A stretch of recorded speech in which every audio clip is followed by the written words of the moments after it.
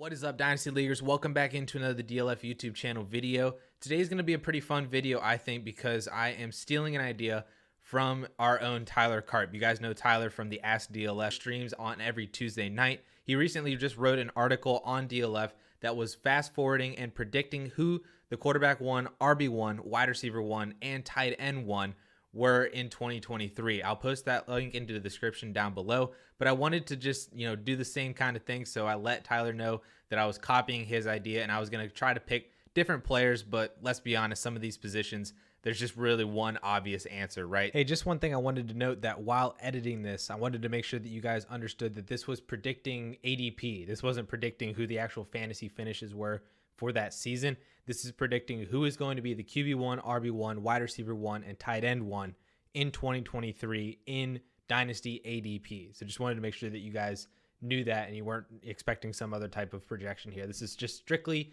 Dynasty ADP. So let's get right into the video.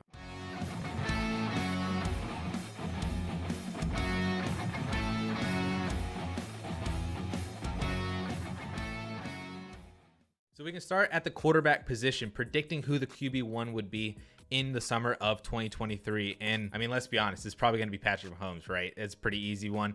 $500 million guy right there. Quarterback for the Kansas City Chiefs, Tyreek Hill, Travis Kelce, Clyde Edwards-Helaire, Andy Reid. He might win 2 Super Bowls before 2023. And I mean, is there really any other answer than Patrick Mahomes? Well, I'm going to argue that there actually is one other player. And I want to talk about Arizona Cardinals quarterback Kyler Murray. Murray will be 26 years old to start the 2023 season compared to Patrick Mahomes, who will be 28 years old. Murray was also the QB2 in 2020 behind Josh Allen, and that was with Patrick Mahomes finishing as the quarterback 6, throwing for 4,700 yards and scoring 40 touchdowns. Now, granted, Patrick Mahomes was the QB2 in points per game behind Josh Allen, and Murray was the quarterback 3, but they were scoring very, very similarly, despite Kyler Murray throwing for 800 fewer yards and 12 fewer touchdowns because of what he can do on the ground. But he had absolutely an insane start to the 2020 season. I mean, let me read off to you Kyler Murray's finishes in the first 11 weeks of the year. Quarterback 5, 5, 6, 7, 5, 4, 2, bye week 1, 2, 11. That's an absolutely insane start to the season. Literally was only outside the top 5 quarterbacks twice through the first 11 weeks, minus his bye week.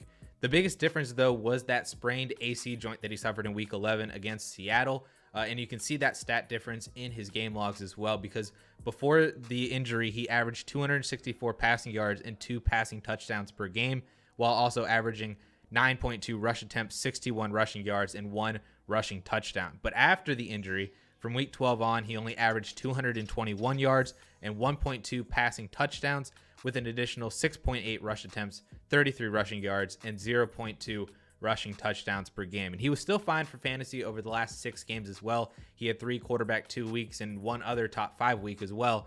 But he wasn't the same elite player that we saw from him over the first 11 weeks, though he still was able to finish as the QB2 overall because of what he was doing through the first 11 weeks of the season was absolutely insane. Finally, we can talk about Kyler Murray's contract situation. We know that Patrick Mahomes signed his ridiculous 10-year, $500 million contract. But if you look at Kyler Murray and you know what we know about his rookie deal and when he was drafted and all that, Murray would be scheduled for potentially a huge new deal in 2023, since his rookie contract, those 4 years, ends at the end of 2022, and he would be playing 2023 under his 5th-year rookie option. So it would be possible that we could see a similar record-setting contract for Kyler Murray signing with the Arizona Cardinals, that what we saw with Patrick Mahomes signing with the Kansas City Chiefs. And if that does happen, that would definitely help establish him to be at least in competition, if not be the Dynasty QB1 overall in 2023. So that is why I'm picking Kyler Murray as my QB1 to compete with Patrick Mahomes for the QB1 overall in the summer of 2023. Moving on to the running back position, this one was honestly really difficult given the insane turnover at the position, both on a year-to-year basis, on a week-to-week basis in the NFL and for fantasy football. To be honest, to further prove my point even more, here are the top 10 running backs from DLF ADP from 2 years ago. Saquon Barkley, Alvin Kamara, Christian McCaffrey, Ezekiel Elliott, Melvin Gordon, Joe Mixon, David Johnson, Le'Veon Bell, Nick Chubb, and Dalvin Cook. You can even go back to 2018 And that list would also then include Todd Gurley, Kareem Hunt, and Leonard Fournette. And side note, if you really want to see how far we've come, both as an NFL and as a Dynasty fantasy football ADP value community, check out the running back 13 on from July 2018 ADP, because it is absolutely disgusting. Like it's absolutely horrendous just looking at all those players that we valued as RB2s from July 2018, just 3 years ago. I dove into historical DLF ADP some more, and I actually found that 80% of monthly RB1s overall since we started tracking ADP back in 2014, 80% of those running backs were 24 years old or younger. So that basically leaves us choosing between all the classes from 2020 on, 2020, 2021, next year's 2022, and then 2023's rookie class.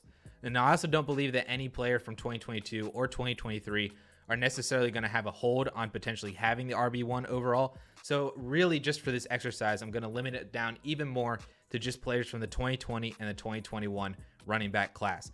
And that also doesn't even include every player from those two classes, right? Najee Harris and Antonio Gibson are both going to be 25 years old in 2023 actually. And then unfortunately, just from this last week, Cam Akers will probably never recover from his Achilles injury to the point where he's being valued or even considered in the top RB1 overall, conversation.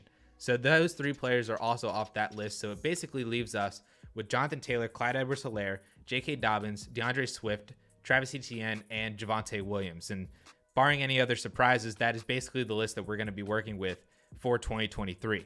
So of those guys, I decided to just go with, I think the obvious answer here would be Jonathan Taylor, running back for the Indianapolis Colts.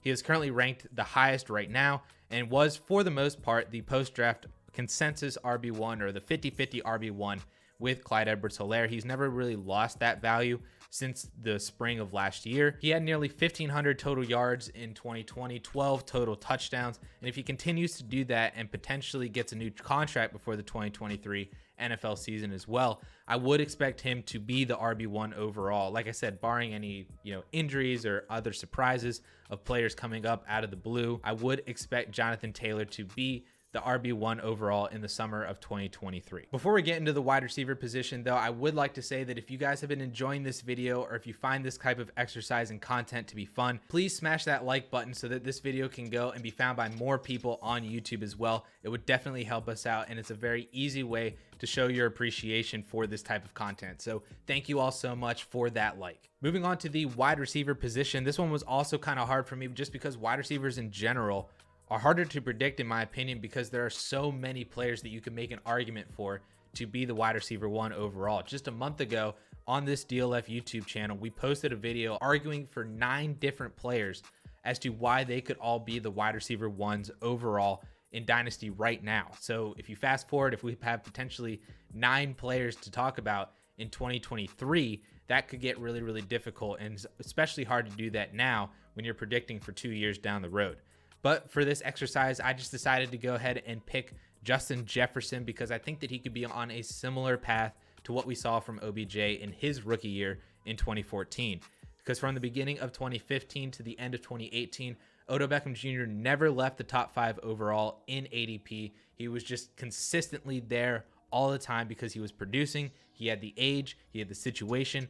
Everything was perfect for him to be the wide receiver one overall, and that was the type of value that we put on Odell Beckham Jr. for almost 3 to 4 years. Similarly, Justin Jefferson, since the start of 2021, has never been outside the top 10 overall. We're not necessarily valuing wide receivers the same as what we were 5 years ago, just because we have a lot of running backs now that we really want to value. The quarterbacks and Superflex, obviously, we really want to value.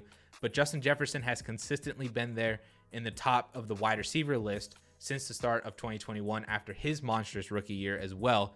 And I mean, there's other similarities between Odell Beckham Jr. and Justin Jefferson. I mean, besides the fact that they both had historic rookie seasons as LSU alumni, both of their quarterbacks were in their low 30s at the age range, and both of them were actually near the end of their contracts. Eli Manning was 33 in 2014 and then signed a new deal to start 2015.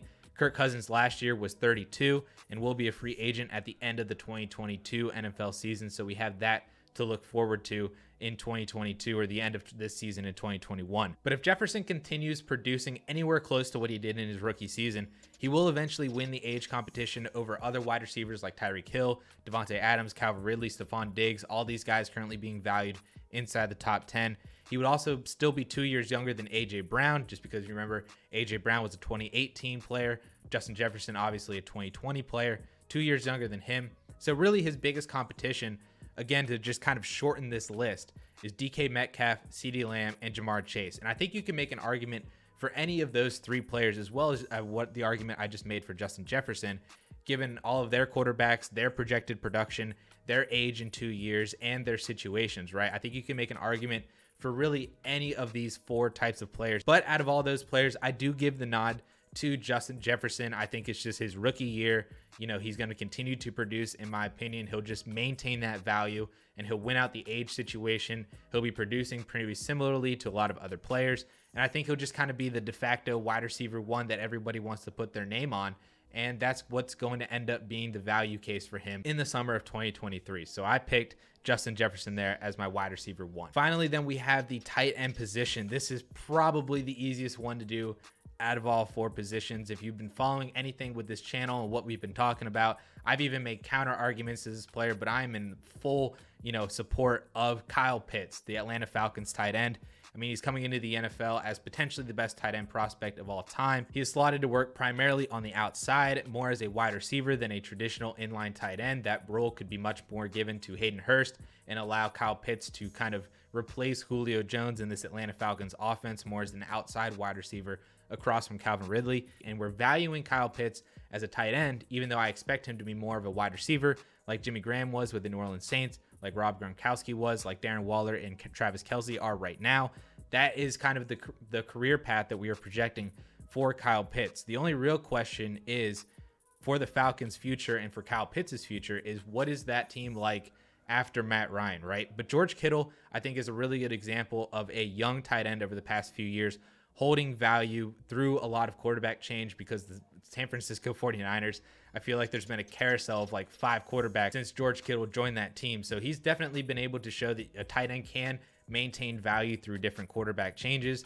And I mean, if Kyle Pitts is going to be as good as what a lot of people project him to be, he can definitely do that and can still maintain his tight end one overall value. And I mean, really, truly his only competition 2 years down the road, Travis Kelce will be too old. Darren Waller will be too old.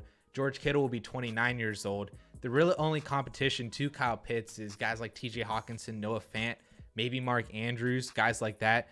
And I mean, did I even mention that Kyle Pitts is going to be 22 years old to start the NFL season? He'll be 21 in the beginning of October this year. So he'll be 22 to start the 2023 NFL seasons. That's absolutely bonkers. That's absolute insanity. And I think it's easy money here just to predict that Kyle Pitts is going to be the tight end one in DLF ADP in the summer of 2023. So that's it. So that's just running down through my QB1, RB1, wide receiver one, and tight end one, looking 2 years into the future. Those are my 4 players in Kyler Murray, Jonathan Taylor, Justin Jefferson, and Kyle Pitts. You can go check out Karp's article as well on DLF if you are a premium subscriber. He has a couple different players as well that you can make arguments for at different positions. So you can definitely check that out. And I also want to hear from you guys. Which players do you view could have the best opportunities, and who would you pick to be the QB1, RB1, wide receiver one, and tight end one looking 2 years into the future? Leave that down in the comments down below, and I would love to get some conversations going, looking and see who you guys would actually value to be in those positions in just 2 short years. So because August is right around the corner, you can click here if you want to see a PPR redraft mock draft that I did using Sleeper, drafting from the 1.02. And then with that all being said, guys, thank you all so much for watching, and we will catch you all later.